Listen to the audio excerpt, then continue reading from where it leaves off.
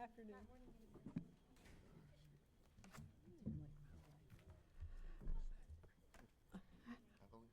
All righty, we're going to go ahead and get started. And Gail and I both have scripts, so let's see if we can stick to our scripts. I'm not really good at that. So I just want to say good afternoon. Thank you all for coming and joining us for this joint County Commission Legislative Delegation presentation. Thank you also for being flexible enough for a reschedule of this. We do appreciate it. So again, I am County Mayor Maria Marino, and I'd like to welcome the legislative delegation to our joint workshop this afternoon. And I am going to have Senator Harrell do a welcome and an introduction of her delegation, and then I'll introduce the County Commission. Thank you so very much, Chairwoman. I'm delighted to be here, and I am not normally the chair. I was chair last year, but unfortunately our chair is stuck on his way home from Tallahassee and is in the Atlanta airport. So we, lots of us have been there in the past.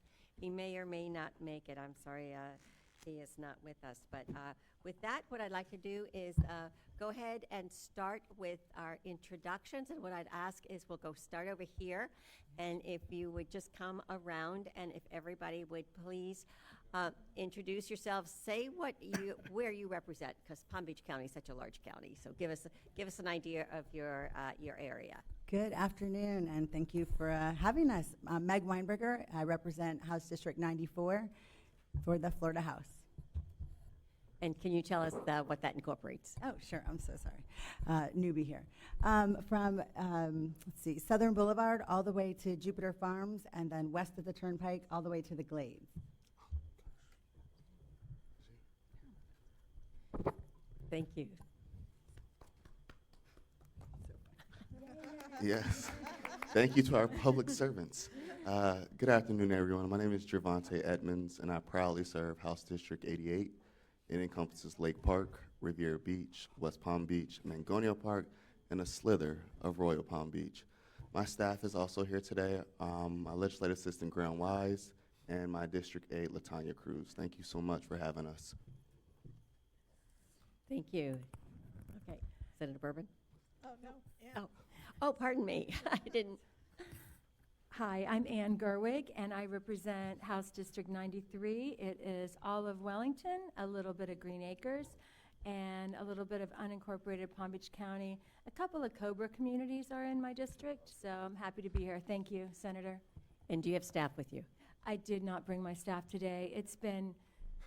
I just got in late last night, as you probably know. Yes, we're all on that same schedule, which is crazy. Thank you. Good afternoon, everyone. I'm Senator Lori Berman. I represent District 26. It is the cities of part of Boca, Delray, Boynton Beach, Village of Gulf, Highland Beach, Wellington, Belglade, and South Bay. And I have two staff members here with me today, Sophia Cabej and Brenda Bryant. Thank you. I think I'm next. Yes. All righty. I am Senator Gail Harrell. I represent District 31, which is about a third of St. Lucie County, all of Martin County, and in Palm Beach County has the northern part all the way out to the lake. So it's kind of a stair step down. I go all the way down to PGA, then west to Military Trail, south down down to I can't remember which road, but then I go west to the Turnpike and go down to Southern. So it is a stair step going down and incorporates the beautiful area, including all the way out to Pahokee. I'm delighted to be here. Do you have any staff with you? Oh, yes, I'm asking other people to do staff. Yes, I have two staff with me. If you have a project that is of the fiscal nature looking for some state money, then you need to talk to Carrie Lira. Where's Carrie? Raise your hand. And if it's a policy issue, then Karen Sweeney handles our policy issues. Karen, raise your hand. Thank you. All righty, we'll go over to Senator Polsky. Hi, Tina Polsky, District 30. I only have a little bit of Palm Beach County left in my district. I have the southern part of Boca Raton, and then I have a big chunk of Northwest Broward. I have Shayna Cohen here with me today. There she is. And glad we could reschedule this. Thanks. My name is Deborah Tendridge. I represent District 89, which actually covers Lake Worth, Lake Clark Shores, Palm Springs, Green Acres, Atlantis, West Palm, Town and Cloud Lake, Glen Ridge, and some of Lantana.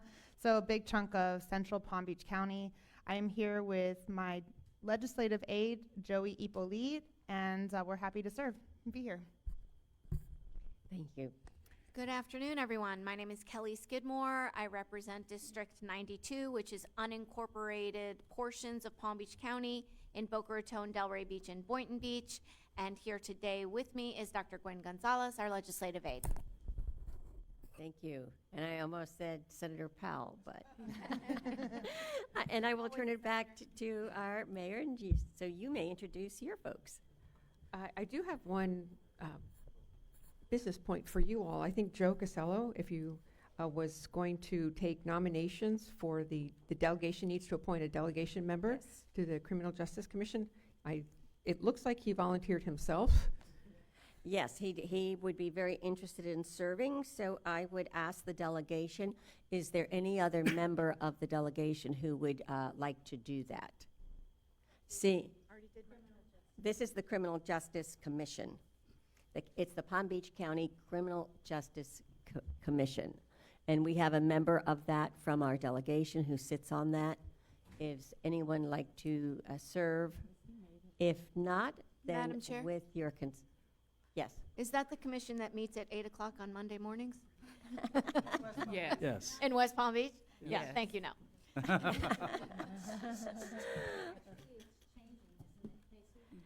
We are adjusting the schedule. It might be Mondays at noon now. So there you go. So if you're still interested, Representative Skidmore, you can throw your name in the hat and we'll have a vote. That's okay. And I see Representative Caruso just arrived. Thank you for coming. Let's go ahead finish our the election right now of the Palm Beach County Criminal Justice Commission. All those in favor, on the delegation, all those in favor of electing Representative Casello as the member for the delegation, please say aye. Aye. All those opposed say nay. He will be informed that if he gets here today, he will serve on the commission. Thank you. And since we're still in legislative business, Please show up. Representative Caruso, would you like to introduce yourself and your staff? Oh, And tell the commission your district area. good afternoon, everybody. I'm State Representative Mike Caruso, House District 87, which runs, let's see, it starts in Manalapan on the south end, runs up the intercoastal in the ocean towards to Jupiter, then hangs a left turn and goes out to the turnpike. Excited to be here. None of my staff are here. They're up in Tallahassee working, so, but I'm excited to be here and welcome commissioners. Thank you. Thank you, and I think now I will turn it back to the mayor, Marino. Thank you. And now we'll give an opportunity to our county commissioners to introduce themselves. Commissioner Powell, why don't you go first? And actually, why don't you say what municipalities are in your district? And if your staff is here, please introduce them. Thank you, Mayor Marino.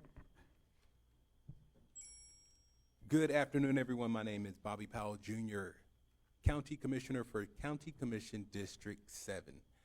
I represent parts of Palm Beach, parts of Lake Park, Riviera Beach, Mangonia Park, West Palm Beach, Town of Palm Beach, Lake Worth Beach, Lantana, Hypoluxo, Boynton Beach, and Delray Beach. I'm excited to announce that my staff, who is not in the building today, but they're back at the office working, consists of Teresa Lawrence, Malcolm Summons, and attorney Diane Andre. Remember this, a life of service is a life that counts. Commissioner Sachs. That is so cool, our newest commissioner. My name is Maria Sachs. I'm so proud to be here today to represent District 5, and assisting me is my Chief of Staff, Janet Arguelles, who's sitting here in the front, keeping an eye on me. My district is all county. I have no cities. So 218,000 people, and when they want to get a little service, they call me because there's no cities. So it's an exciting area to represent, and I'm very proud to have one of our newest commissioners here, Senator Powell, and I look forward to a really good, healthy discussion today. Thank you. Commissioner Woodward. Thank you, Mayor. Commissioner Woodward for District 4. And unlike Commissioner Sachs, I have 13 cities. Boca, Delray, Boynton, Highland, Ocean Ridge, Briny Breezes, Gulfstream, Manalapan, Lantana, South Palm Beach, Hypoluxo, Village of Gulf, and one tiny precinct in Palm Beach. So I'm southeast Palm Beach County. Thank you. Thank you. Commissioner Flores. Good afternoon, everyone. Joel Flores, one of the newer county commissioners. I represent District 3, and I represent 7 municipalities, Green Acres, Palm Springs, Lake Clark Shores, Lake Worth, Lake Cloud, Glen Ridge, and a very small part of West Palm Beach. Thank you. Thank you, and I'm Mayor Marino. I represent District 1, which has 9 municipalities. I always have to write them down because someone always gets forgotten. Palm Beach Gardens, Jupiter Inlet Colony, Juneau, Jupiter, Palm Beach Shores, North Palm Beach, Riviera Beach in the fact that it's Singer Island, Palm Beach, the top half, and Tequesta. And with me today is Melissa Santoro and Alicia Sanders. Thank you for being here. And with that, Mayor? yes. Sorry, I forgot to say I have Kayla West with me. She can give a wave. I have a staff member, sorry. And I also forgot to mention Gabby Viteri from my team is here back there. So, hi, Gabby. No problem. All right, so we're going to get started, and to make this afternoon be less presentation and more conversation, we have grouped the legislative priorities together into categories. Mayor, Yes? while everybody's doing introductions, before we get into that, I also want to make sure I announce that Willie Miller Jr. and Devonique Taylor are here from State Senator Mac Bernard's office. Thank you. Anybody else who hasn't been recognized, stand up and say your name and address? No, I'm only kidding. Okay. Mayor, if I could add, I'm sorry, I did it again. I have a little tiny piece of Royal Palm Beach in my district, and I didn't want to leave them out. It is such a small little piece, but they are important to me, so apologies. You're important to them. Oh, Meg, who'd you leave out? a little bit of Royal Palm. Oh, there you go. I didn't name all of them. I'm learning. I live in Royal Palm. I do have all of Royal Palm. I want to get some Royal Palm. How do I do that? I don't know. if we Okay, have enough- speak now or forever hold your peace. We're good? All right, back to the agenda. All right, each category, the county staff will briefly explain the county's legislative initiatives and goals, and then we'll have a conversation about that between the commissioners and the delegation members. If you wish to speak on a topic, turn your cards vertical. I'm sure everybody knows to do this, and we will recognize you. And for commissioners, please feel free to go into more detail about the needs for the legislative items if you choose. For members of the delegation, we hope you describe the atmosphere in Tallahassee for consideration of these items and perhaps advise how best the county can advance these issues. And we would also hope that delegation members will share their local priorities, not to mention, and how the county might help to advance those initiatives. We will spend roughly 10 minutes on each category and leave time at the end for the discussion of other issues. Maria, did you have something you wanted to add? No. Okay, good. All I righty. do like to talk about Royal Palm Beach. I do not Really? have Royal Palm Beach in my district, I'm just saying. Okay, so let's start with some brief county highlights from the 2024 session. And doing the presentations will be Assistant County Administrator Todd Von Laren, Intergovernmental Affairs Director Ed Chase, and Legislative Affairs Director Casey Denny. Thank you, Madam Mayor, Commissioners. We really appreciate the opportunity to be here, Chair Harrell and the rest of the delegation. Thank you all for being here. We know that we had a few natural disasters in Tallahassee, snow days, special sessions that led to us being here for a rescheduled meeting. So we're really excited that you're all able to make it here back home. I first wanted to say thank you to our county administrator, Ms. Virginia Baker, and her team in the county, our department directors, division directors, many of which are here today, who helped our legislative team in putting together our 2025 state legislative agenda, and we thank them for their leadership. I also want to thank Ron Rice and our Cooperative Extension Office for hosting us here today at the Ag Civic Center and also at the Mounts Botanical Garden. In the garden that's just behind us through these doors and those areas there, we have Ribbit the Exhibit going on in the garden. So anybody that would like to get some solace and some Zen moments after the meeting, please feel free to walk through the garden and see some of the really cool sculptures we have. It may be the only respite you have for the next 2.5 months. So we do have a few slides that we're going to go through, and obviously these are meant to elicit some conversation, but we wanted to start off with some important points from last session, just to say some thanks and to let you know some of the accomplishments with your help and your colleagues we were able to accomplish during the 2024 state legislative session. So Ed's going to start us off on that. Well, good morning, everybody. I'm Ed Chase. I'm the Director of Intergovernmental Affairs for the county. So let's talk about some of our successes and some of your successes from last year. On our State Attorney Addiction Recovery Task Force recommendations, we just can't thank enough kind of our stalwart leaders on this issue, and that's Representative Mike Caruso and Senator Gail Harrell. Once again, the two of you have joined forces and knocked this issue out of the park for us with Senate Bill 1180 and House Bill 165. We thank you for your leadership, and we hope that that leadership continues this year, and we're going to talk about that in just a moment or so. On PACE Consumer Protections and Home Rule Authority, look, our county commission has directed us to do everything we can to help those who enter into PACE agreements make sure that they are fully knowledgeable on the terms of those conditions on the receipt of those loans. So we want to thank the legislature for implementing those consumer protections. We're working on helping the Consumer Protection Board at the federal level implement many of those same protections at a nationwide level, as long as that program and that board lasts. 2 public records exemptions that were passed. One was for foster and adoption information. So this created a public record exemption for the personal identifying information of a person who fosters, adopts, or otherwise gets an animal from a shelter operated by a humane society, county, or municipality.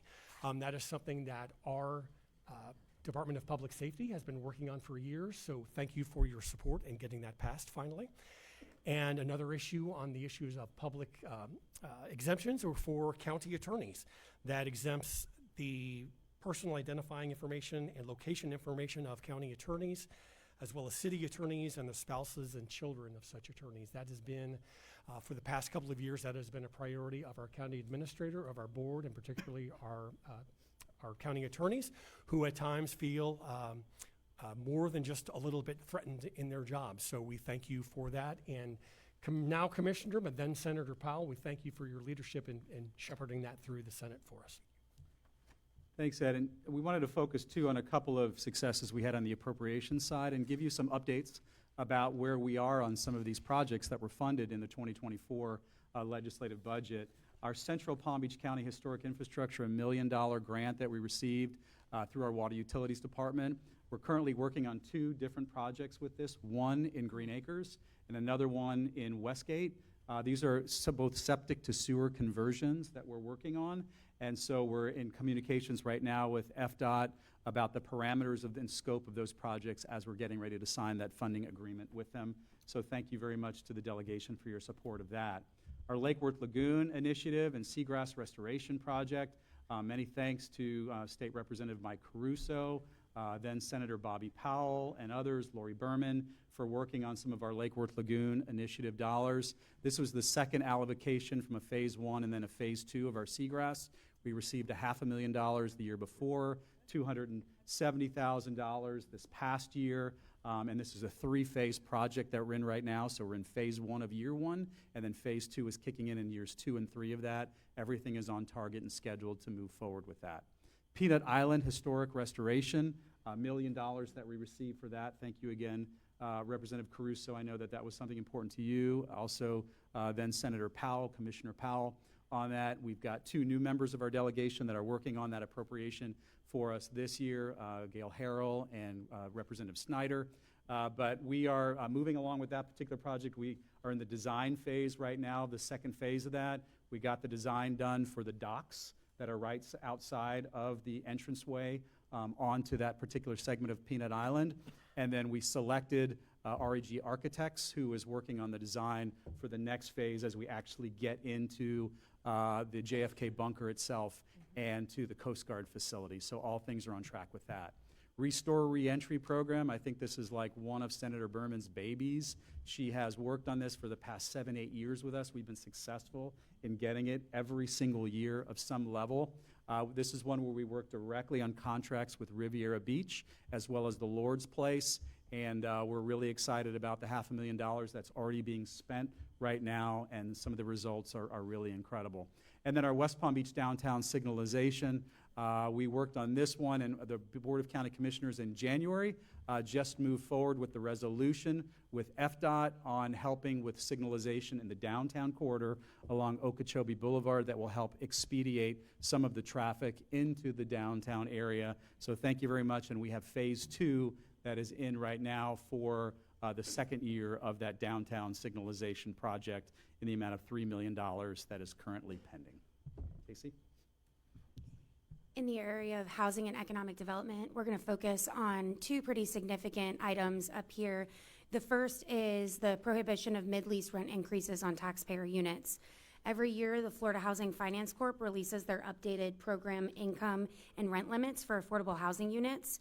Upon the release of these updated rent limits, we have heard from many Palm Beach County residents that their landlords will provide them notice that their rent is going to be increased somewhat substantially in a lot of cases, and sometimes only about a month or 2 into the lease that they entered into in the first place. The sudden changes in their rent can increase stability and financial strain on these individuals who rely on affordable housing programs to maintain stability and to remain housed. So Palm Beach County therefore supports legislation that would allow rent increases on affordable housing units that receive federal, state, or local incentives only when the tenant is renewing the rental agreement at the lease renewal period. We thank Senator Berman and Representative Tendrich for taking this on in Tallahassee. Oh, sorry, Senator Bernard, yes, thank you. Too many B's up here. Representative Tendrich and Senator Bernard for filing this legislation this year, and we're looking forward to working on that with you. The next item, last session, we worked with several members of our legislative delegation, Senate President Albritton and others, to create in statute an offshoot of the Small County Outreach Program dedicated to fund farm-to-market roads. We were looking to seek recurring funding for that this year. However, recently, Senate President Albritton released a new program, which is a beefed-up version of the old program. It's called the Florida Arterial Road Modernization Program. And that bill allocates funding for roads that are used primarily as farm-to-market roads by redirecting $30 million on top of the $20 million that are already available to the State Transportation Trust Fund, specifically to go to these roads. And with this new program, I know many of you who are sitting here who were elected last year have heard a lot about County Road 880, a very bumpy road going out to the Glades, but very critical to transporting agricultural products from the farms and onto your tables across the nation, not just here in Florida, but nationwide. And we're going to actually be able to, under this program, draw some dollars down from Florida Department of Transportation to reconstruct that road, as it's a very costly project that we're going to have to incur. We've already started on choosing a geotechnical firm to conduct the study to see just how much muck is underneath that road and how much it's going to cost over time. And this part of the Rural Renaissance Package is really going to help us with that. And as always, Palm Beach County supports full funding for Visit Florida, the state's tourism marketing agency. We will continue to advocate for that in Tallahassee.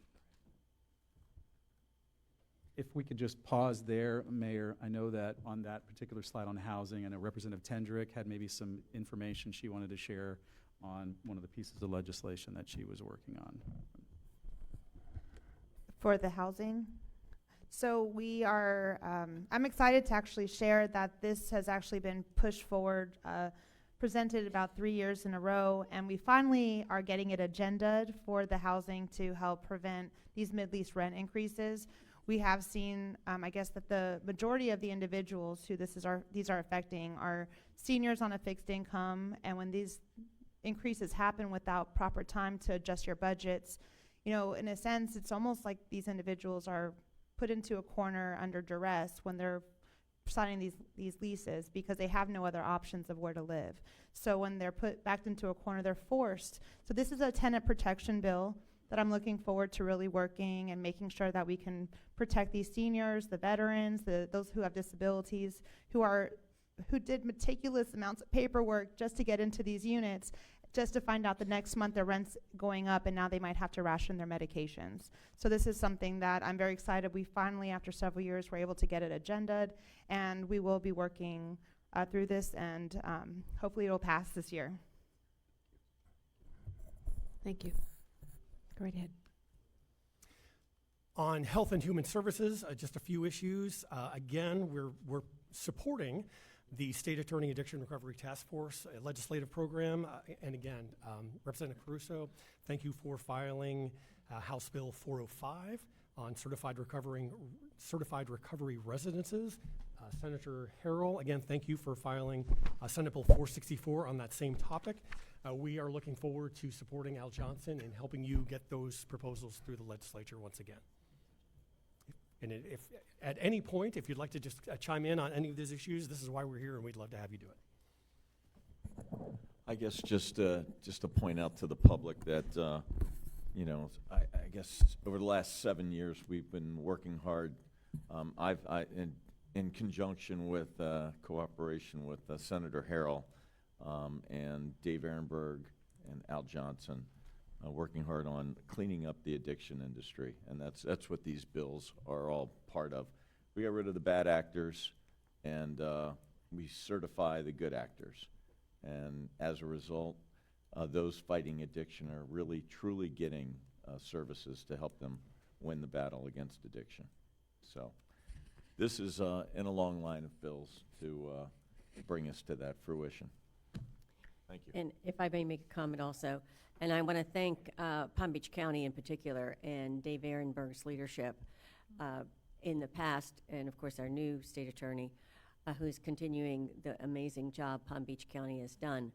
Palm Beach County has been the leader across the state in developing policy. The original task force that was formed way back, and I believe I was partnering with Representative Hager back then, and when we started that task force and actually got some state funding for that, I want to say in 2004, 5, 6, in that range.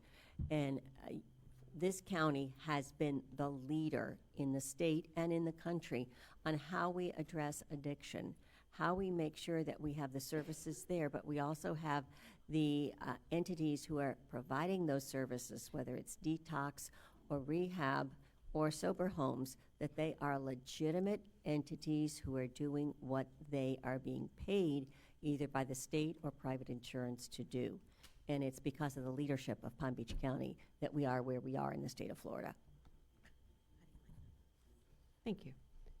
Next. Thank you. Another issue where Palm Beach County has been a leader is in the addressing of homelessness issues. Just on the House Bill 1365 on the overnight camping, you know, obviously as a county we're concerned about a couple of issues. Number one, you know, this is an issue that needs dollars, so we are always looking for more additional funding to help us solve this issue. Number two, we're concerned about the capability of being sued. You know, the law doesn't say that a person can't be unsheltered. It says that counties and municipalities can't allow a person to sleep on shelters, but it doesn't criminalize homelessness. I think Palm Beach County, for years, but even after this bill was passed, we have led the way in trying to address different ways to house our homeless folks. We have a number of homeless resource centers. an issue of having our homeless in our parks is something that we've addressed for quite a while. We've increased the number of park rangers that we have, not to enforce any laws because they really can't do that, but they are out to try to help those people who may be trying to stay there and help them find the resources that they need.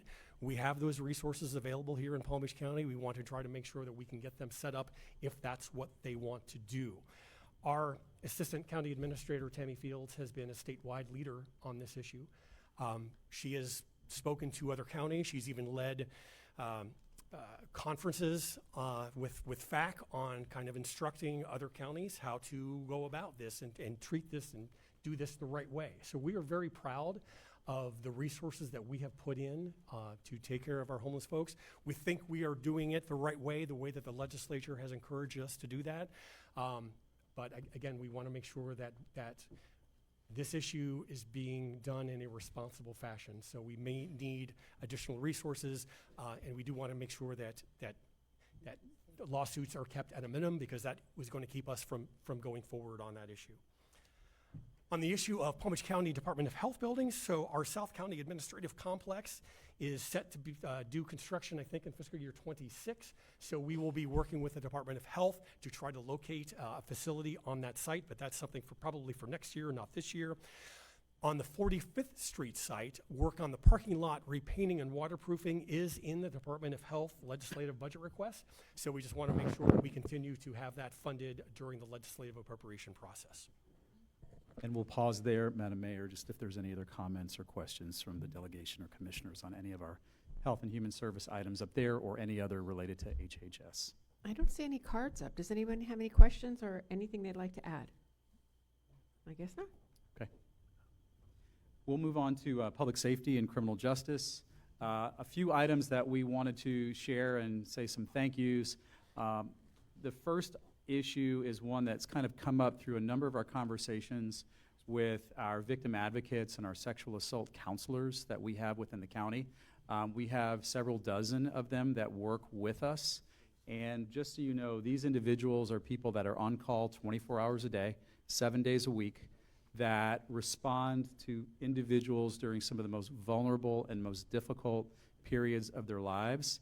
And sometimes it's 1, 2, 3, 4 o'clock in the morning. Sometimes it's in the field at someone's home. Sometimes it's at a law enforcement setting in a police station or somewhere else. And so there are some very delicate communications that go on between our counselors and victims that they are supporting. And then sometimes, you know, there are some difficult situations involved with others in those different scenarios. And what we're trying to do is keep some of their identifying information, their phone numbers, their addresses, and the like, so that individuals that might be looking to call them or try to provide, you know, any kind of actions that we would deem as not good interactions between our counselors and potential perpetrators does not happen when they're in the field. So I want to thank Senator Polsky and Representative Casello for their work in filing this particular exemption for us, and just ask Senator Polsky if she had any comments or any other issues that she wanted to add to that. I think you did a stellar job summarizing it. Okay, thank you.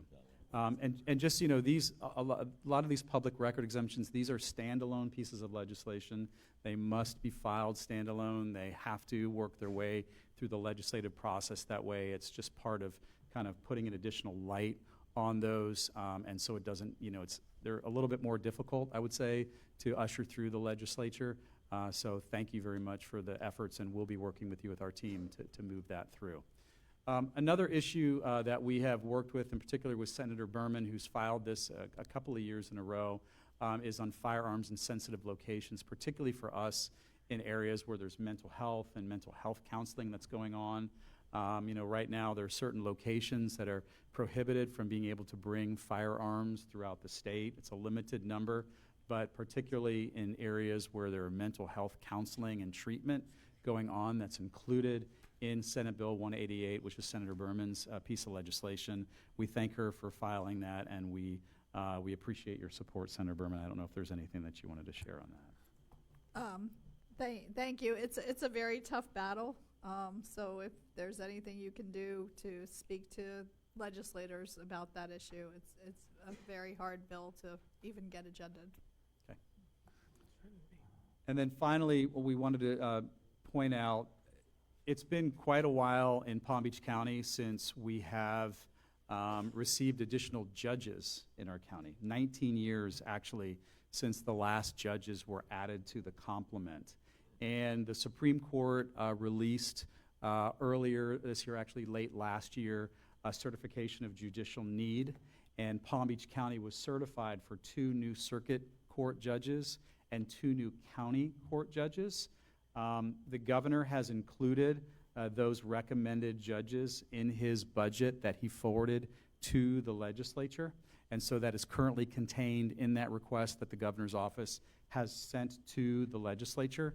So we would just ask on behalf of court administration and Chief Judge Kelly, who's asked us to include this as part of our legislative program, that any type of support that you can provide for that appropriation request and making sure that the citizens of Palm Beach County will benefit from additional judicial resources that we are able and we have that. So thank you very much to the governor for his support of that recommendation, and we'll keep you apprised of that as we move forward. Todd, one other thing on the justice issue. I'm sorry that, for delegation members, I'm sorry that no one else jumped on the opportunity to serve on the Criminal Justice Commission, but I will direct you to the Honorable Kelly Skidmore, who is a past delegation appointee to the Criminal Justice Commission, which has apparently given her some expertise on criminal justice matters, as she was assigned to the Criminal Justice Subcommittee as well as the Justice Budget Subcommittee. So congratulations on your new justice experience, Representative Skidmore. Before we move on, if I could just intervene for 1 second, and I see that Representative Casello has arrived, and he is the chair of our delegation. So at this point, I will turn over the chairmanship to you, Representative Casello, and you are now in charge of your folks. Thank you, Senator Harrell. Just got off the plane. So where are we? Representative Casello, why don't you introduce yourself? Say what Thank you, what Mayor. Thank you. what cities are in your district, Okay. and if you have any staff here, because that's what the rest of your electeds did. Thank you, Mayor. For those that don't know me, I'm Joe Casello, State Rep for District 90, and my district encompasses mainly Boynton Beach and Delray Beach, going out to Military, a little beyond short of the Turnpike. And I apologize for my tardiness, but you can blame Delta.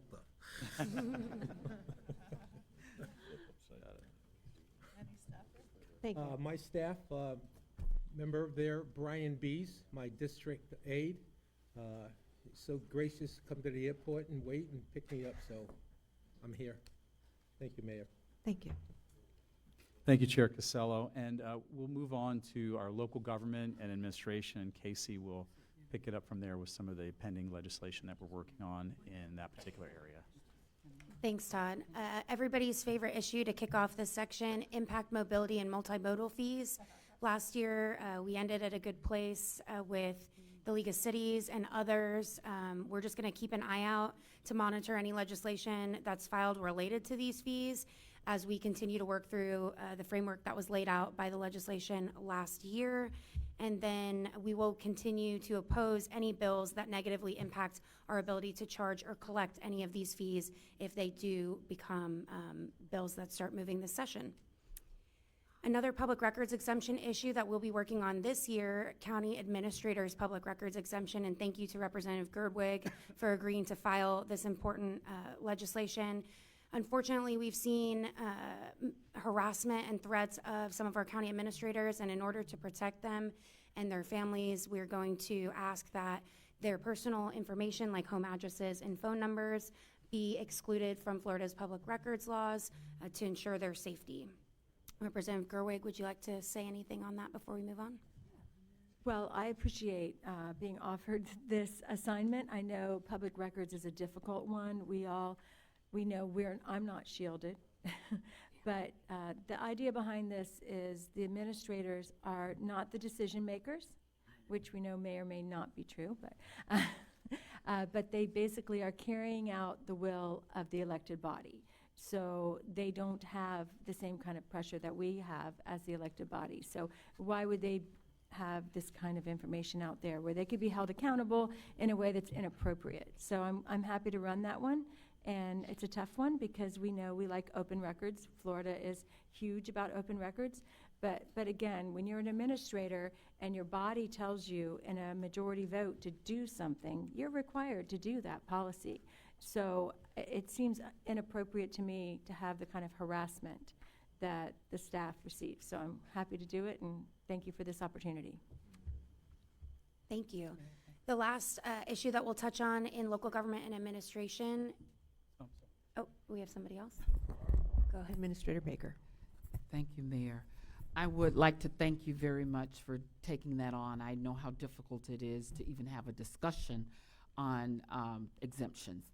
However, I, along with my other 66 county administrators throughout the state, we do appreciate it. And I would like to thank all of you for your support in advance. Thank you. All right, the last issue in this category, sovereign immunity caps. There is a bill filed in the House. I've not seen the Senate bill filed just yet. It may have happened yesterday when I was driving back from Tallahassee, but House Bill 301 has been filed in the Florida House. It increases the sovereign immunity caps to $1.1 million per claim and $3.2 million per incident. This issue has been around for quite a few years, and the bills never seem to make it across the finish line. We understand that it's been a while since those caps have been raised from $200,000 and $300,000 respectively. Last year, the Senate landed on a number somewhere between $400,000 to $600,000 per claim, $600,000 per incident. We can understand that, and we can see that that's reasonable, but the current numbers in the House legislation give us great concern, so we're going to continue to monitor that issue as it moves forward, see what the Senate is doing, and take it from there. But we do want you all to just be aware that this issue is likely to come across your desk at some point in time, and it does have a significant impact to our county and to the taxpayer dollars that we collect and are supposed to be good stewards of. On some environment and natural resources issues, speaking of being good stewards, we feel that we are excellent stewards of state and federal dollars for beach management and beach renourishment projects. Currently, Palm Beach County has 15 projects that are requested. I think we have 6 that would be on the list at a fully funded $50 million statewide beach renourishment funding. So we ask you to consider that full funding that would address beach and inlet management programs from Coral Cove, north of Jupiter, all the way down to Boca Raton. Floating structures are basically party barges that we see in Lake Boca and by Peanut Island. These are party barges that do not have any steering or propulsion. Usually they are moored haphazardly, if at all. The difficulty with those floating structures is they float. And if a storm comes or they become unmoored, they tend to crash into things like docks and bridges. During Hurricane Milton back in October, Blue Heron Bridge was closed when a floating structure slammed into it on the Singer Island side of the bridge. And that bridge stayed closed most of the day. So what we would be looking for, and we would encourage you to support any statutory language that could help us regulate nuisance floating structures, similar to how we can regulate derelict vessels that are left in our waterways. And finally, support for the C-51 reservoir. This is a huge item. $240 million to date has been given for that reservoir construction. Basically, it is there to increase water storage and to reduce the damaging flows to the Lake Worth Lagoon, and that would ultimately increase the freshwater flow to the Loxahatchee River estuary. So it would help Palm Beach County in a number of different ways, but in the ways that we are looking at, it is sort of the end user of that water at the Lake Worth Lagoon and the Loxahatchee River. So we would encourage you to support continued funding for that C-51 reservoir project.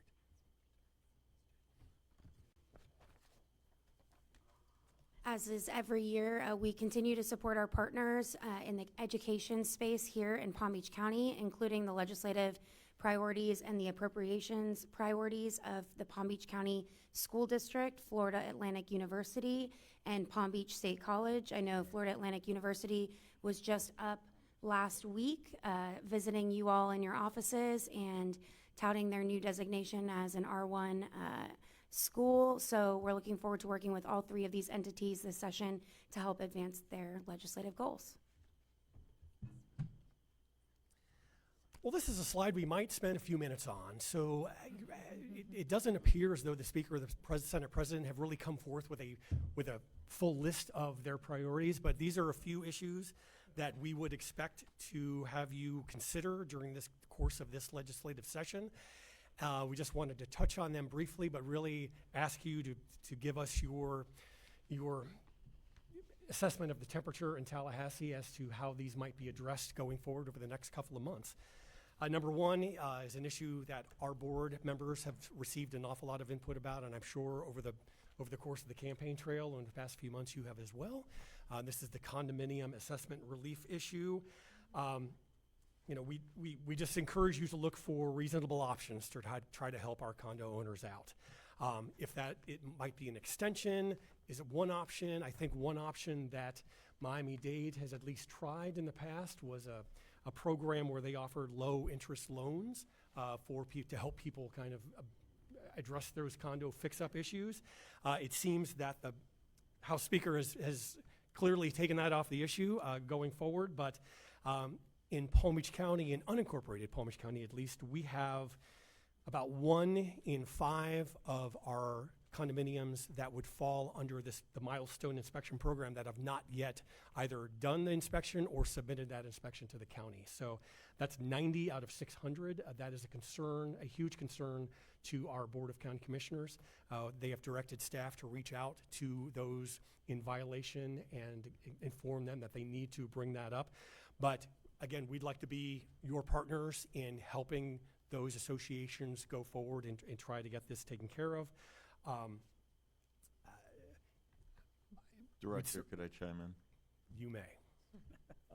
As many of you all know, I've been pushing for reform in this area, relief actually, because I believe that the next wave of homeless people will be the fixed income elderly as a result of the legislation that was passed in December of 2022.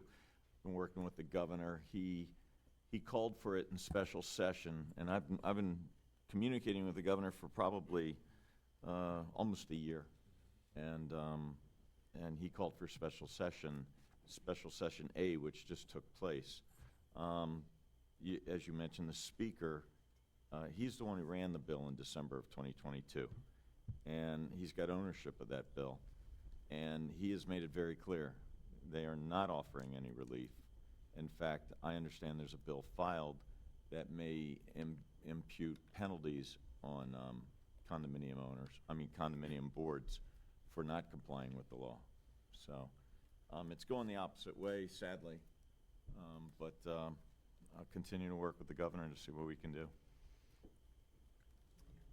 If I could add to that, the Speaker did release the information about that and was very clear that the primary focus is the safety and the fact that these are privately owned units.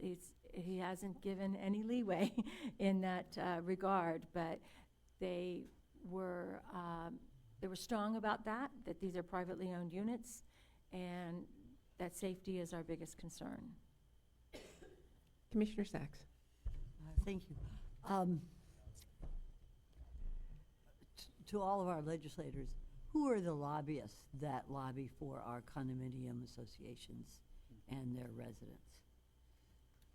Donna Berger. I can answer. Sure, go ahead.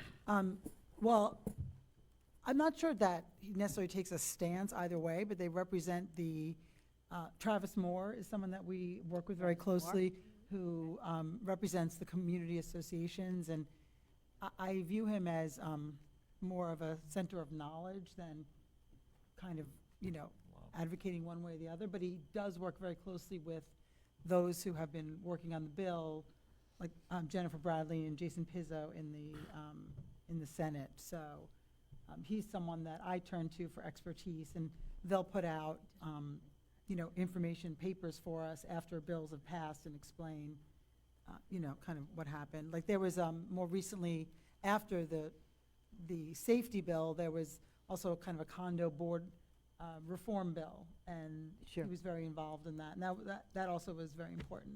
There used to be some heavy hitters that would represent the condo associations, because there are thousands of people and a lot of voters. And these condos, whether it's Naples with Pasadomo or some of the other large cities, and certainly here in South Florida. But, okay, I may just contact you later on and we'll see if we can't get some heavy hitters when it comes to not necessarily doing away with the safety, but at least giving them a little leeway with regard to getting loans to take care of the issues in the condominiums, and or some time to get it done, especially here in South Florida would be really important. So If I thank could you jump for in, Madam Chair. Thank you very much, and I too would like to team up with Senator Polsky. I think the Senate is looking at this very carefully. And I know I've had several conversations with Senator Bradley over it, and also Senator Pizzo. And they are looking from the safety point of view in particular. But I think there's a lot of conversation going on. I think there will be some legislation coming out of the Senate. I don't know yet what that will be, but your input as a county commission to everyone, to the House and to the Senate, is very valuable. So if you have specific ideas and specific ways to do this, I don't know that there's going to be a loan fund from the state. I don't know that the state is willing or has the resources to do that, but I think there needs to be an effort made to perhaps have private sector dollars come into this. And I don't see any reason why we can't do that, because what's going to happen, is that our condominiums are going to be bought and sold and demolished, and bigger units, bigger projects will go up, and that will leave the residents there basically without any place to go.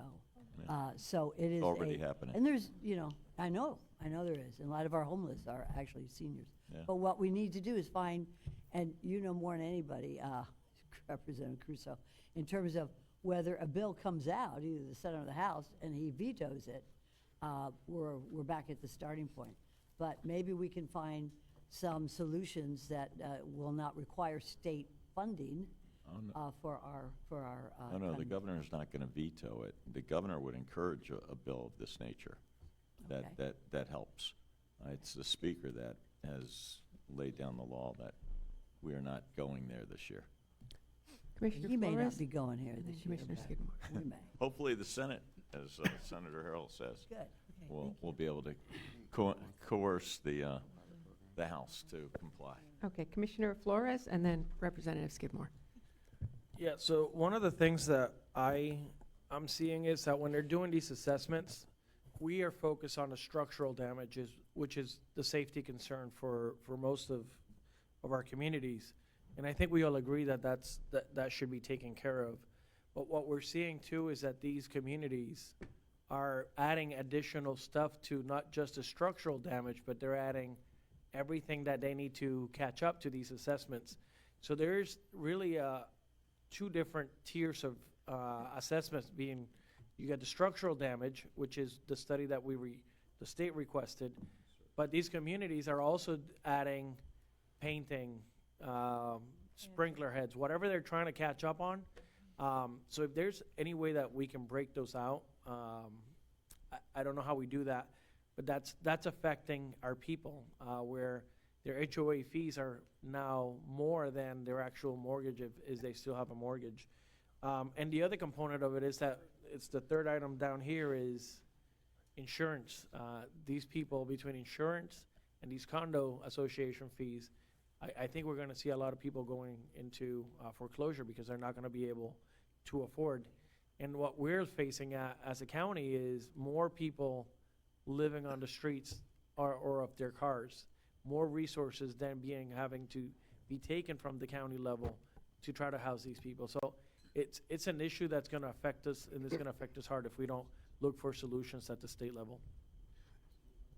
Thank you. Representative Skidmore. Thank you, Madam Chair. I would say in addition to Travis Moore, Mark Anderson, who represents community managers.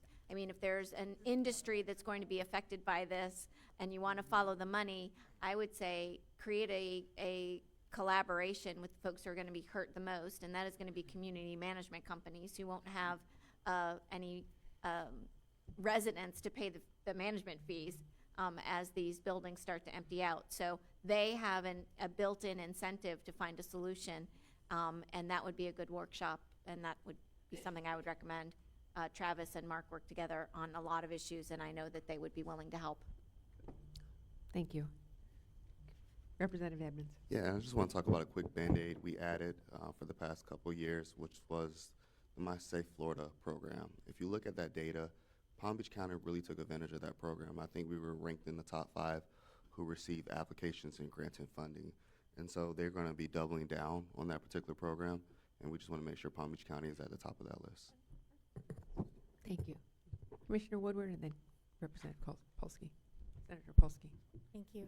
Mayor, just one thing that I think is important, it came to our attention when it was brought to us how many of our buildings, I guess there's a phase 1, a phase 2, there's multiple processes, and it was brought to us in our discussion that there's a solid chance a lot of residents that live in these buildings are not aware that their building is not in compliance, because our communication is going through their board or their property manager or someone who's in charge, and the actual residents in these buildings may not know. So we've upped our communication with the residents to try to make sure that they know, short of shaming the building, which I'm not opposed to at this point, for the residents to know, but not without putting a sign in front, but some way to let them know that they may not be in compliance and that their building could be in trouble and they could be facing some of these penalties that are coming.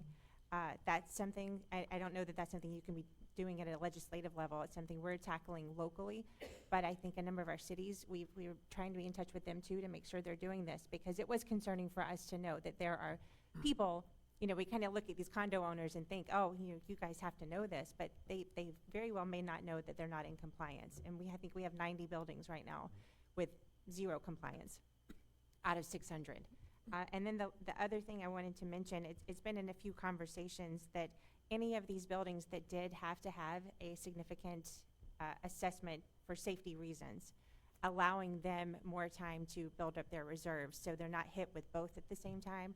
So if there was a safety concern that hit them with a large amount of money, extending the amount of time for them to build up their reserves again, because that was something that was brought to us too, that if they had a big bill for this and they have to build reserves, people are just going to walk away. And we want them to get the building safe. Of course, we want the reserves, but if we want the building safe first of all, and then give them more time. I don't know if that's a glitch that you could put in there, but it has been a lot of discussions that we had. So thank you. Senator Polsky. Thank you, Madam Chair. Commissioner Flores brought up a really good point about kind of extra fees being tacked on. So one thing you could tell constituents when they call, or condo boards, or residents, is that they need to look at those inspection reports. It's very clearly laid out what is required for safety, like waterproofing, but not painting. Like there have been buildings they wanted to replace a pool deck and things like that. So it's up to the residents to call it out on their boards, because that is requiring so much more money than is required by the law. So it's really important that they follow that. In that bill I mentioned before about condo boards and kind of stepping up transparency and their requirements, I believe we gave more power to DBPR to monitor these boards, but I think it's going to take time for them to actually have the teeth to do it. But that is a resource for you as well, that they are supposed to be monitoring these boards if there's any questionable activity. I think an important thing to tell your constituents, just to be honest with them and to not have expectations, there will not be money coming to them. There won't be loans. The state government is not in the business of making loans. They are not in the business of collecting loans. It has been made very clear on both the Senate and the House side that these are private homes. They wouldn't give money to a single-family homeowner, just like they wouldn't to a condo owner. So they should not expect that. What could be expected, you know, they are working on the bills. You know, some of the things that you may have said, Commissioner Woodward, like things to help with the timeline. That's really, I think, all they can do, but while maintaining safety and not giving out money, but maybe giving some folks some extra time. But as has been mentioned, you know, there are folks who feel very strong about being sticklers for the safety, and there's a reason why. And there's been a lot of neglect over many, many years.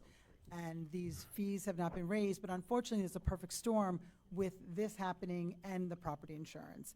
I know we'll get to it, so I might as well just say my piece on property insurance. 3 years ago, we said we had the bill to end all bills and fix property insurance. Well, obviously, it has not worked.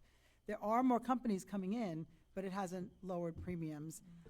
It's kind of confusing what's going on with Citizens because they did get a hike allowed. It wasn't as big as what they wanted, but then the governor's saying that some people's rates are dropping, and yet they received a hike for premiums. So I don't know where that's going to end up, but it seems as if, you know, premiums are not going down, and there are quite a few other pieces of legislation that have been offered over the last several years and continue to see if we can kind of fix it, but it requires a little more work from the insurance company side. I know Senator Gates has put together some good legislation that really, I think, makes it harder on the insurance companies, make sure they're doing what they're supposed to be doing.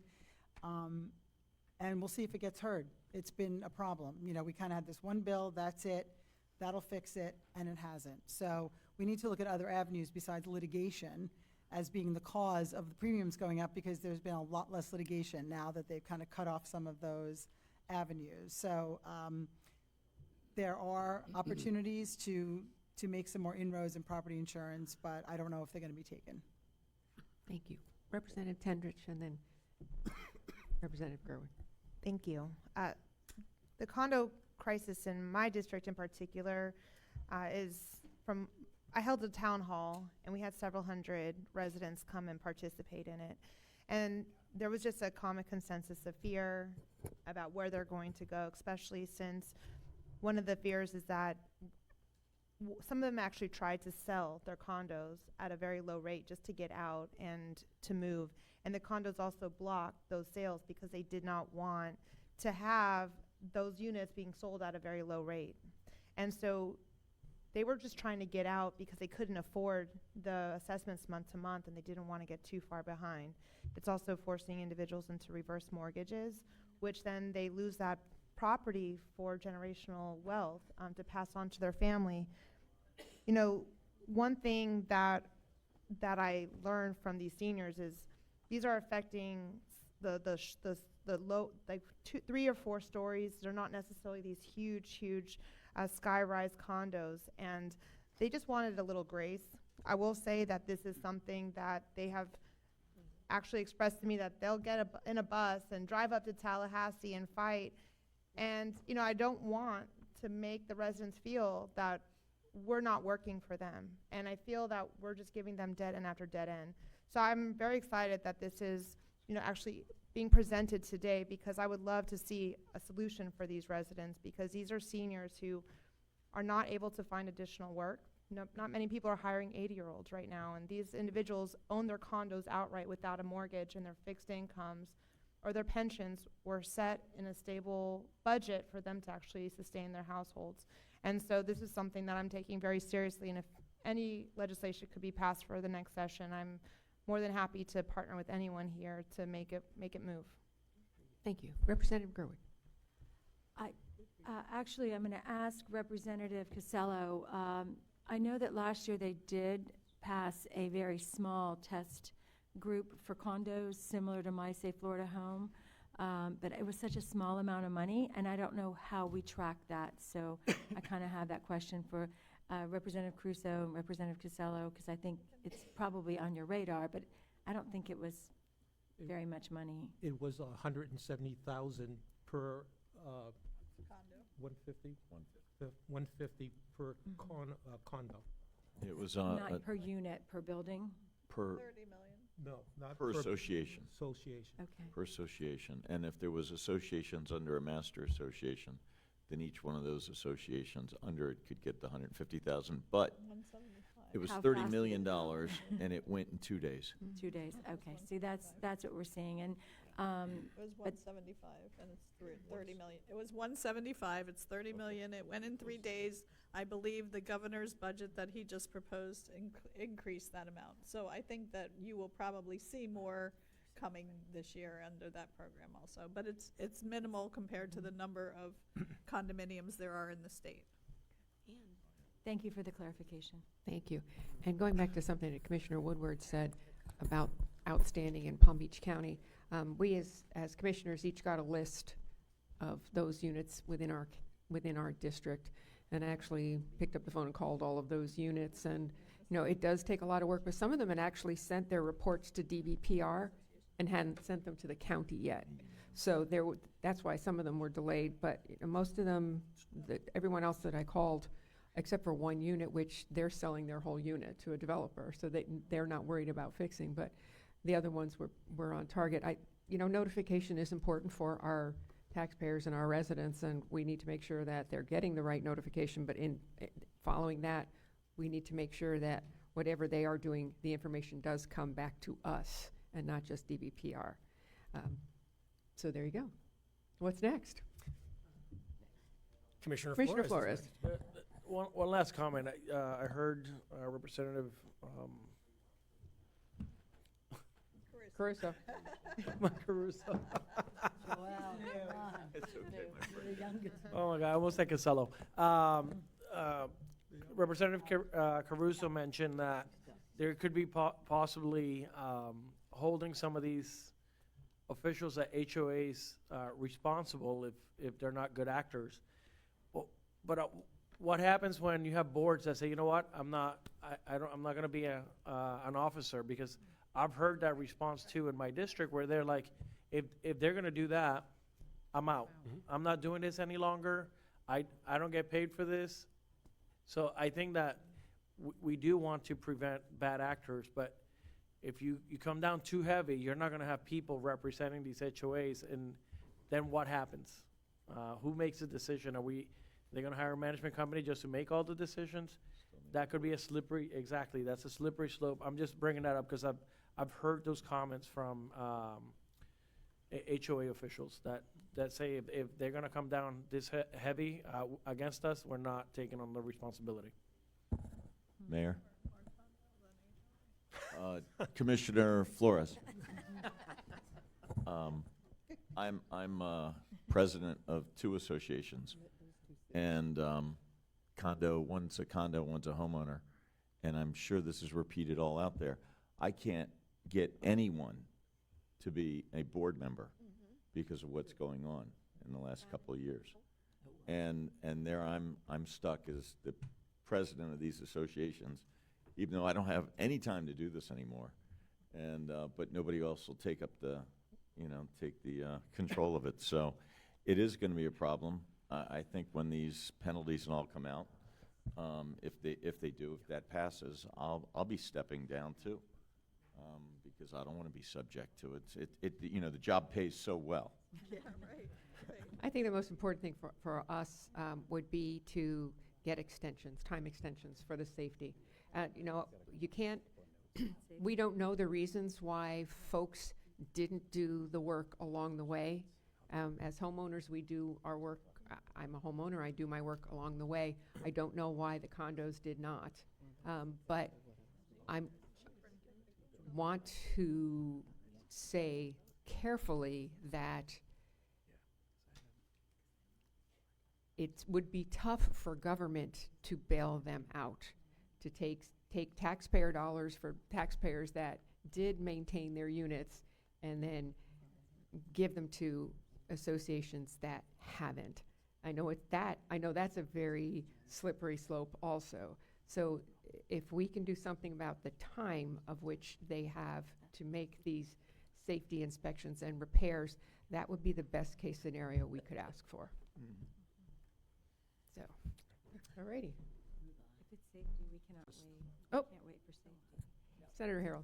Yes, I would also like to remind everyone that the reason we are in this situation is because many of these condos have not been maintained.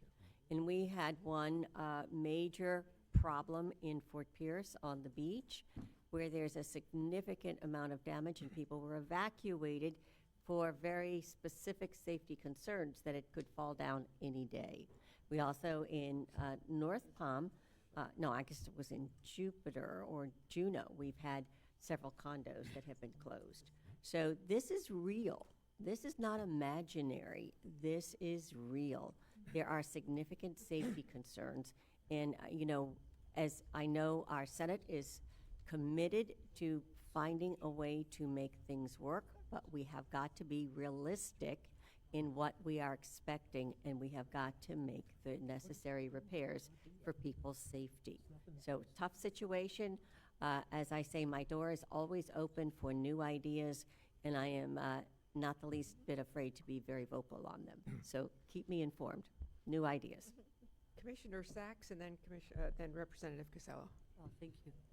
Thank you, Madam Mayor.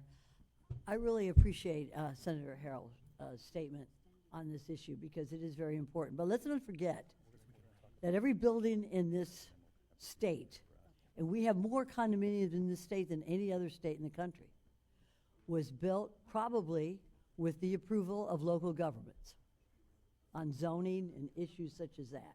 So government has a role to play in maybe not enforcing zoning laws and safety regulations as they should have. However, you look at that with the light that our climate has also changed. Condominiums that were built on the beach 10, 15, 20 years ago, and we have a lot here in South Palm Beach County, it was a different level of ocean, our sea levels have changed. And also our engineering has changed. So yes, government has a role to play, darn it. And because government had a role to play in making and ensuring compliance with zoning laws when it gave developers the right to build so close to the beach or on the beach, in light of changes in our climate. So I think that government has to be a partner in this, whether it's an alt-right loan that will be repaid over time. But, and I appreciate so much your leadership in this because you've always been, you represent a beautiful area of this county. And I think that we need to step up. This is a big issue. This is as big as insurance.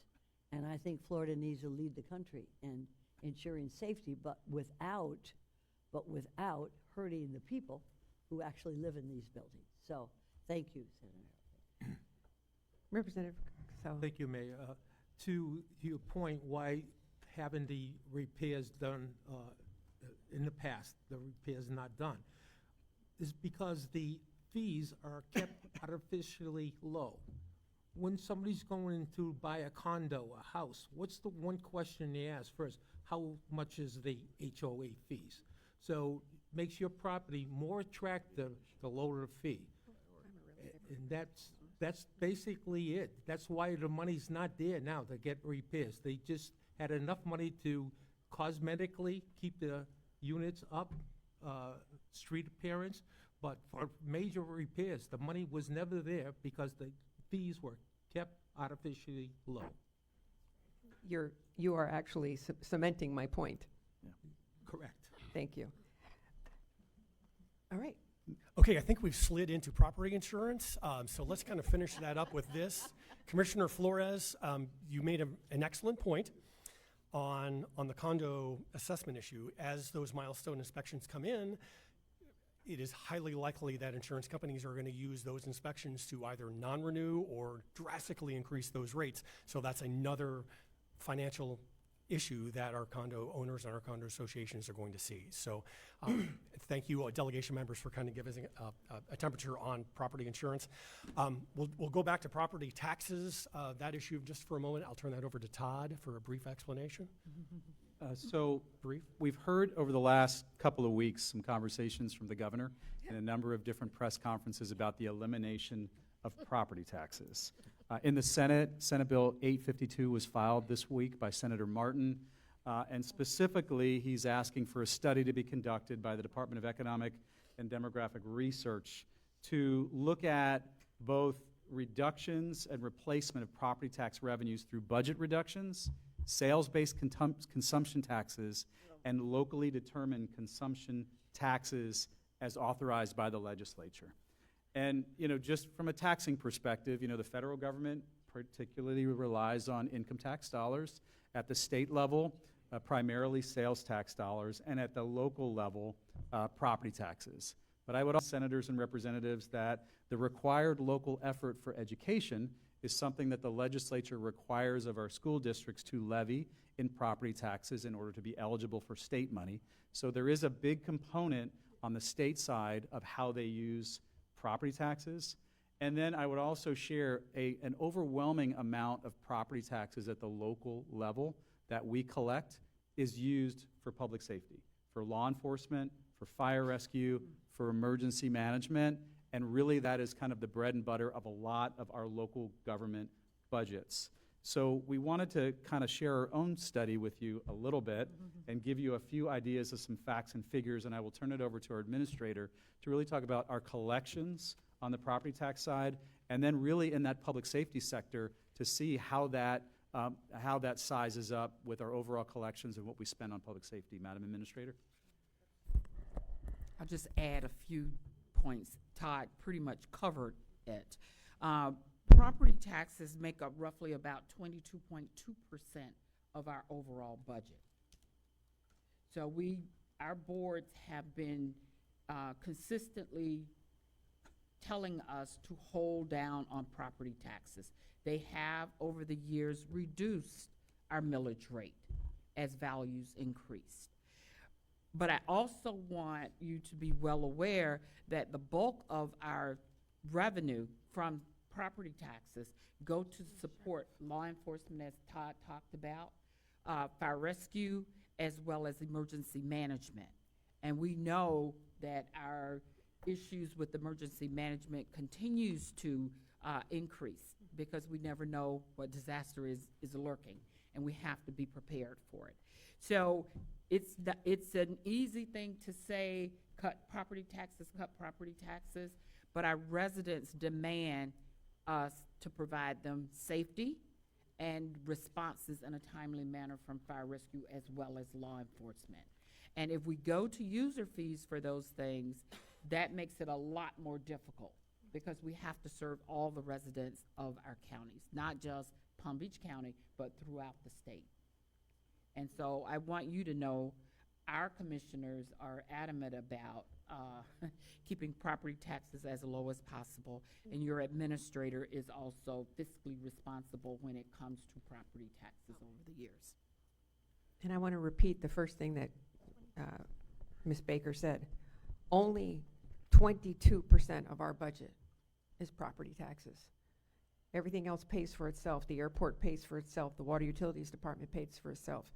So with only that 22%, we have to give our residents the best fire they can have, the best police they can have, and the best emergency management services they can have.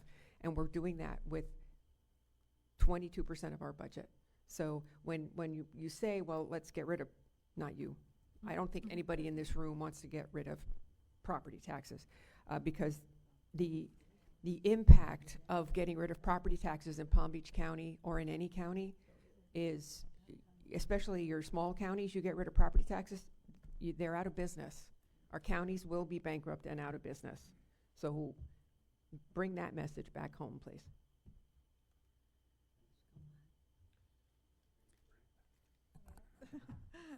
Whoever recognizes people, thank you. I do, and I couldn't see your card, sorry. Okay. I have grave concerns about this bill, about the property tax cut, and I would just suggest that every league of counties and every league of cities throughout the state get together and start making a concerted effort to it shouldn't just be Palm Beach County. I understand you all, your position, but we need everyone, all hands on board for this bill to really fight it. So I would recommend that you be talking significantly to your other colleagues. I can safely say that this will be one of the #1 priorities for the Florida Association of Counties and for the Florida League of Cities. Thank you. And the managers.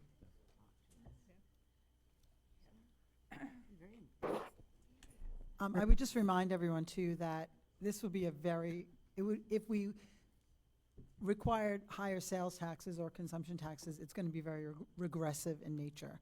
It's going to hit the lowest income of all more proportionally. The more money you have, the more you pay in property taxes, because if you have a larger home, but it's proportional to what you have paid for, and presumably you got. But if we're raising sales tax to pay for all these things, it's just going to hurt the most vulnerable among us. So we need to do everything we can. And if this does pass, I'm not sure if it needs to be on the ballot as an amendment, but it's going to, if it is, it's going to require a lot of education, because if people see it, say, oh, I can lower my property tax to get rid of it, of course they're going to vote for it. So we're going to have to do a lot of education if it does get that far. Senator Harrell and then Commissioner Powell. Thank you very much. I think this is an important issue that needs a wide discussion. And the bill as it stands now is a study. So I think we need to realize that we're going to have some facts and figures moving forward. And the counties and cities need to have direct input into that study. So getting those numbers together and showing exactly what you are spending, where you're spending it, and how you're spending it will be key to the study. I think if that happens across the state and people see, especially in our smaller counties, what is being spent, what the dollars are, where they're going, but also the amount of money that you would need to compensate for that. And then you need to look at what your sales tax revenues are within those counties. So, and what it would take to increase those sales tax revenues, and especially in small counties that don't have a tourism industry or mostly agriculture, their land values are exempt principally because of their farmland, but they also, they don't have a whole lot of revenue to start with, and they're called, fiscally distressed counties. We do subsidize them. So when we look at it across the board, you have to look at the source of your revenue and your potential for increasing the dollars in those non-property tax arenas. And then the discussion needs to happen. So I think we need to have input into how the study is developed, and then really take it into consideration, and what would it take to compensate for it. So, we're not there yet. This is discussion. So I don't want everybody to get totally bent out of shape that this is moving forward. This is currently a study. Thank you. Before I take any more questions or comments, we look like we're going to run over about 15 minutes. Would that be okay with everyone? This is an important discussion. I don't think there's anything more important than what we're talking about right now, so I would hope you could all stay. Thank you.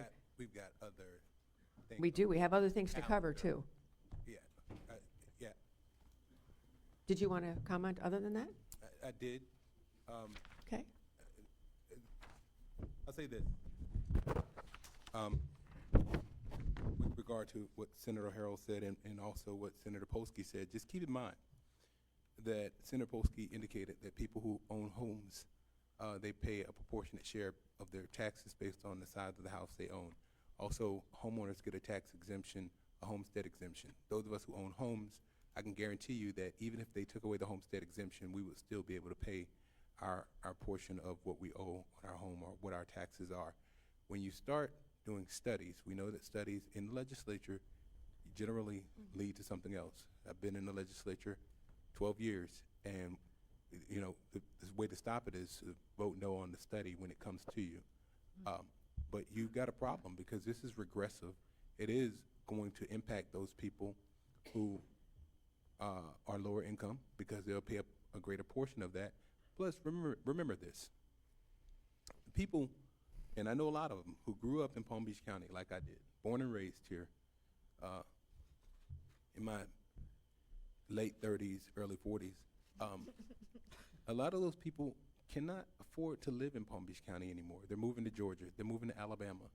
And what we need to really start thinking about and securing is making sure that we're not pricing people out of paradise. And there's a lot of things that have happened in Tallahassee, that continue to happen in Tallahassee, where we neglect the people who we serve, and we cannot continue to do that. Remember, we represent Palm Beach County, and as a whole, those of us in Palm Beach County, we have to work for Palm Beach County. So just keep that in mind. There's a lot of people who grew up here, who were raised here, who are no longer here because they can't afford to stay here. And it becomes surprising to people when they say, well, where did you come from? I came from Riviera Beach right here in Palm Beach County. Oh, you're a native? Well, that's different. Is it really? It shouldn't be. So we really need to think about that. I'll rest my case because I do have another event at 5. Okay. Representative Gerwig, and then Representative Skidmore.